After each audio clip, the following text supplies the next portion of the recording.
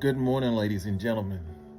It is a beautiful Friday morning here in Austin, Texas. This is day 962 of the 3+ minutes of Planks Challenge, and as always, I am filled with gratitude.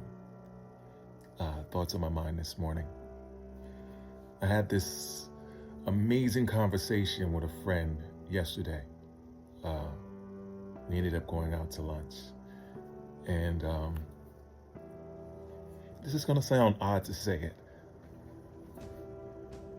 I knew that I was going to have that conversation 2 or 3 days prior. Something that I'm starting to realize is that there are these moments in my life that are happening or about to happen, and I'll almost get a sign of it happening, but I never know how it's happening. I never manufacture the moment. I just kind of let the moments happen. I've gotten into this place where I stopped trying to control the uncontrollable. I just sort of let it happen. What I tell you is I let God just lead me to the moments. It was a conversation where we just talked about pain and where we were in our lives and how we felt about things that are happening. I always start to say nowadays that things are happening for a reason. Whether good, bad, or perceived to be bad, it's happening for our greater good if we can just sit back and look at it. Life isn't exactly always how we see it. And I think it was a conversation that really helped both of us process things differently and take something away from it to think about.